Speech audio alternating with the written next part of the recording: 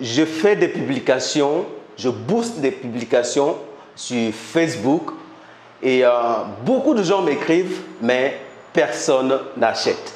Alors ça, c'est ce que j'ai eu comme conversation avec une de nos clientes la semaine dernière. Elle est venue justement nous faire part de son souci, de ce qu'elle n'arrive pas à vendre sur Facebook. Et pourtant, elle fait des boosts.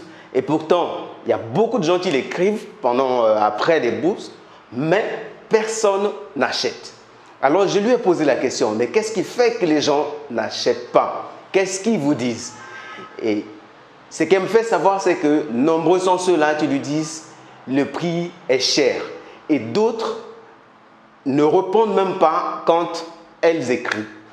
Alors, ça, c'est une réalité pratiquement que rencontrent plusieurs personnes qui font le business sur Internet, qui font des publicités sur Facebook.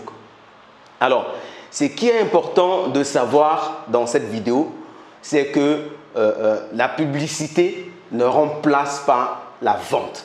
Alors, pour ceux qui ne me connaissent pas, moi je suis Fleury Mban, marketeur et spécialiste en vente à vivre et réussir en Afrique. Donc, on accompagne pas mal de personnes dans la façon de vendre sur Internet, sur les réseaux sociaux, et spécialement sur Facebook et Instagram. Alors, je vous partage justement cette conversation. C'est pour vous montrer que la réalité peut-être que vous vivez aujourd'hui avec vos produits ou encore avec votre page, plusieurs personnes vivent la même chose. Même ceux-là qui vous font comprendre qu'ils sont des professionnels dans la publicité en ligne, ils arrivent à faire des publicités où des gens les écrivent sur leur WhatsApp, mais après, il n'y a pas de suite.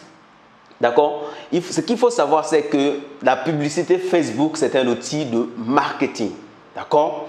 Ça sert à vous emmener des personnes, des prospects, des gens qui s'intéressent à votre activité. Mais ça ne vous rassure pas les ventes. Vous devez savoir que ce n'est pas parce que vous avez l'argent pour payer la publicité et que forcément, une fois que la publicité tourne, vous allez faire des ventes. Détrompez-vous. D'accord? Et d'ailleurs, même faire des boosts, ce n'est pas quelque chose de recommandé parce que les boosts n'ont pas pour objectif la vente. Les boosts, c'est juste pour booster vos publications. Quand vous publiez des choses sur la page, ce que vous remarquez très souvent, c'est qu'il n'y a personne qui interagisse. Il n'y a personne qui like, il n'y a personne qui commente. Alors, Facebook, ce qu'il fait, c'est quoi? Il réduit le nombre de personnes qui vont voir votre publication et ensuite, il vous fait comprendre que je peux montrer ça à plusieurs personnes. En échange, vous me payez. Et c'est ça des boosts. D'accord? Il s'agit juste de montrer votre publication à plusieurs personnes. Et en général, les gens que Facebook montre vos boosts, ce sont des personnes qui ont l'habitude de commenter sur Facebook, les personnes qui ont l'habitude de regarder des vidéos sur Facebook. Donc, ce n'est en aucun cas quelque chose qu'on doit utiliser pour faire de la vente. Des rares cas, si vous arrivez à trouver des gens qui achètent, c'est vraiment des personnes qui sont dans le besoin de la chose. Sinon, les boosts ne vont pas vous apporter des ventes. Ça, c'est la première erreur déjà que la dame a faite. Donc, il faut déjà enlever dans la tête que si je booste, je vais avoir des clients. Vous n'aurez pas des clients que vous aurez souhaité en boostant vos publications. Deuxièmement, c'est que les boosts sont limités. D'accord? Dans les boosts, vous n'avez qu'une seule publication que vous allez booster. Or, en faisant la publicité de façon professionnelle, vous avez la possibilité de mettre plusieurs images. Vous avez la possibilité de faire dans la même campagne publicitaire d'avoir plusieurs ensembles de publicités et d'avoir plusieurs images ou plusieurs créatives qui tournent sur une même campagne. Et donc, ça veut dire que la personne qui n'a pas aimé la première image, il y a des fortes chances qu'il puisse aimer la vidéo que vous avez mise dans la publicité. Donc, sur une même publicité, vous avez la vidéo qui tourne et l'image. Et ça, c'est l'avantage que vous n'aurez jamais avec les boosts. Retenez une seule chose, c'est que les boosts sont faits pour élargir l'audience des personnes qui vont voir votre publication. Ce n'est pas fait pour des ventes. D'accord? C'est juste pour amener votre marque à être connue à un grand nombre de personnes. Et donc, certainement, ce n'est pas votre cible. Des gens que Facebook va montrer votre boost, ce n'est pas forcément des gens que vous ciblez. D'accord? D'ailleurs, dans les paramètres des boosts, Facebook ne vous donne pas la possibilité de mettre les intérêts de façon affinée. D'accord? Il vous donne juste la possibilité de dire je vais cibler tel quartier, je vais cibler telle zone, je vais cibler les personnes de tel âge à tel âge, mais vous n'avez pas la possibilité d'affiner l'audience. Et ça, dans la publicité, de façon professionnelle, vous pouvez le faire. Mais le problème ici, ce n'est pas seulement les boosts. Le problème aussi, c'est comment je fais pour convertir des gens qui viennent dans mon WhatsApp en clients. D'accord? Quand les gens cliquent sur votre boost ou bien sur votre publicité, ça veut dire qu'ils manifestent déjà un intérêt par rapport à votre produit ou bien votre service. Mais comment vous faites pour les convertir en clients? Et là, ça demande des méthodes de vente. La vente au téléphone ou bien par SMS n'est pas donnée à tout le monde. D'accord? Et très souvent, et la même dame aussi, je lui ai posé la question de savoir qu'est-ce que vous dites aux gens quand ils vous demandent le prix de votre produit. Alors, ce qu'elle me fait savoir, c'est que je leur donne le prix. Quand quelqu'un m'écrit ça coûte combien, je lui donne le prix. Je dis n'importe quoi, je ne vais pas dire ses prix. Elle dit, je lui dis ça coûte 5 000.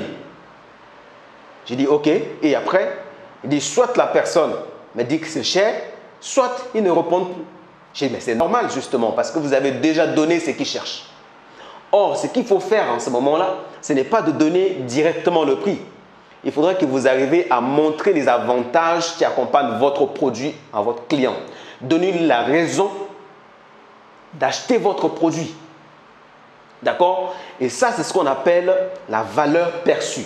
Il faudra que vous arriviez à augmenter la valeur de votre produit. Il faut que le client, dans sa tête, imagine que votre produit est supérieur à l'argent que vous demandez. En ce moment-là, il paye. Vous voyez? Et même si vous n'arrivez pas à convaincre le client tout de suite, mais vu que vous lui avez déjà donné beaucoup d'informations ou encore montré la valeur de votre produit, en ce moment-là, la personne, même s'il n'a pas tout l'argent qu'il faut, mais il va vous mettre justement dans des personnes qui pourra recontacter quand il aura suffisamment d'argent. D'accord? Ou encore, une fois que la personne vous a demandé le prix, vous lui avez donné le prix et il ne vous a pas répondu. Pour vous, la vente est terminée. Mais non, ce n'est pas terminé parce que là, c'était juste une phase de renseignement. Maintenant, c'est à vous de relancer le client plus tard pour lui dire « Vous nous avez écrit sur tel ou tel produit. On vous rappelle cela juste au cas où vous êtes toujours dans le besoin. » En ce moment-là, le client va vous dire si ça l'intéresse ou pas. Là, il va vous dire « Ça ne m'intéresse pas » ou bien excusez-moi, je n'ai pas vu votre message » ou bien un truc de ce genre. À partir de ce moment-là, la conversation se relance. Et dans votre façon d'échanger, je vais vous donner encore aussi d'autres astuces que quand vous répondez à des clients, d'accord, il y a certains clients qui ne sont pas forts dans le texte. C'est-à-dire qu'ils ne savent pas écrire. En Afrique, c'est monnaie courante. Dans nos sociétés, il y a beaucoup de gens qui ont WhatsApp, qui ont Facebook, mais qui ne savent pas écrire. Donc, quand vous répondez en écrit, là, il se sent obligé de vous répondre en écrit. Et en ce moment-là, il sait qu'il est dans l'incapacité d'écrire. Et donc, il ne va pas vous répondre, tout simplement. Ce n'est pas parce qu'il n'est pas intéressé par votre produit, mais simplement, il est devant ses lacunes et il ne veut pas les exposer. Ça, c'est normal et ça peut arriver à tout le monde. Ce qu'il faut faire en ce moment-là, c'est de laisser un audio à la personne. Parce qu'enregistrer un audio, forcément par l'audio, il peut parler. Très souvent ici au Sénégal, ce qui arrive, c'est que même si vous envoyez un message écrit, la personne ne répond pas, vous laissez un audio, la personne ne répond pas, il y a aussi d'autres choses. Ce n'est pas forcément que votre produit ne le plaît pas. Mais parfois, c'est seulement votre écrit et votre audio n'a pas compris ce que vous avez dit parce qu'il ne comprend pas français.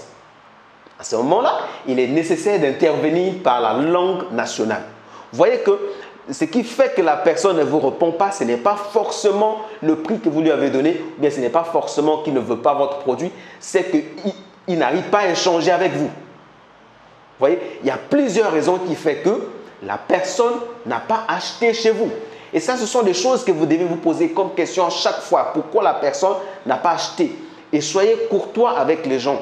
Et permettez-leur de s'exprimer, de vous montrer qu'ils sont intéressés ou pas par votre produit, en leur posant des petites questions. Voilà, madame, vous nous avez écrit sur telle ou telle chose. Alors, on voulait avoir votre retour par rapport à notre échange. On a échangé il y a 2 jours et on voulait vous relancer pour savoir si le produit vous intéresse ou pas. Voilà. Si vous avez écrit en français et la personne ne vous a pas répondu, vous laissez un audio peut-être en Wolof. À ce moment-là, vous allez voir ce que ça donne. Il y a des fortes chances que la personne vous réponde parce que là, il se sent dans son assiette. Ce n'est pas toujours le cas, mais je vous montre des possibilités que vous avez de pouvoir prendre l'argent qu'il y a dans les poches des personnes qui vous écrivent. Une chose que j'aimerais vous rappeler aussi, et ce que je rappelle très souvent ici à Vivre et Réussir en Afrique, c'est que toutes les personnes qui vous ont contacté sur WhatsApp, ce sont des gens que vous avez payés. Même cette personne qui ne veut pas vous répondre, vous avez payé à Facebook pour qu'il vienne sur votre WhatsApp. Donc, vous devez faire le tout possible pour emmener cette personne-là à vous répondre et prendre l'argent que vous avez dépensé avec Facebook. Donc, ce n'est pas le moment de vous décourager. Donc, vous voyez que le fait que plusieurs personnes vous écrivent sur votre WhatsApp et qu'ils n'achètent pas, ce n'est pas forcément votre produit qui n'est pas bon. Ou bien ce n'est pas forcément votre produit qui est trop cher. En premier lieu, je vous ai parlé du fait que peut-être c'est parce que c'est des gens qui n'ont aucun intérêt sur votre produit, qui passent seulement leur temps à commenter et à liker des choses sur Facebook, ce qui est dû au fait que vous avez fait un boost. Si ce n'est pas à cause du boost que vous avez fait et si vous faites des publicités de façon professionnelle, en ce moment-là, c'est peut-être votre façon de vendre qui ne colle pas avec votre cible. D'accord? Donc, essayez d'aller du côté de votre cible pour comprendre pourquoi la personne n'est pas passée à l'action. Donc, il y a beaucoup de choses qui font en sorte que les gens ne vendent pas sur Facebook, mais très souvent, on se dit, oui, j'ai fait des boosts, des gens m'ont contacté, mais il n'y a personne qui a acheté. Et donc, certainement, on commence à tirer des conclusions, c'est mon produit qui n'est pas bon ou bien mon produit est trop cher. Oubliez déjà ça. Si vous êtes négatif par rapport à votre produit, personne ne va l'acheter. D'accord? Soyez motivé. Ne changez pas vos objectifs, mais améliorez vos objectifs. Améliorez ce que vous offrez dans votre produit. Si les gens vous disent que le produit est trop cher, ben, ajoutez quelque chose dans le produit. Quand je parlais d'ajouter de la valeur dans le produit, à ce moment-là, vous pouvez trouver quelque chose que vous pouvez offrir comme bonus qui accompagne le produit. Et là, ça augmente la valeur de votre produit. En ce moment-là, quand quelqu'un vous contacte, ça coûte combien? L'argument phare de votre produit, c'est que ça apporte au client. D'accord? Vous pouvez dire, bon, notre produit, c'est un produit qui va vous aider à éliminer tous vos boutons, à éliminer les boutons noirs sur le visage et sur le corps un peu partout. Au-delà de ça, nous vous offrons aussi, je ne sais pas moi, une petite éponge qui vous permet de l'appliquer de façon rapide. Voilà, donc quelque chose qui accompagne votre produit, qui fait en sorte que le client se dit, si j'achetais ce produit-là, certainement, j'allais acheter encore cette chose-là. Mais comme il me l'offre, ben, je vais acheter le produit. Nous tous, on a déjà eu à faire ça. J'en suis sûr que vous arrivez à acheter des crédits sans pourtant le vouloir pendant les périodes de promotion. D'accord?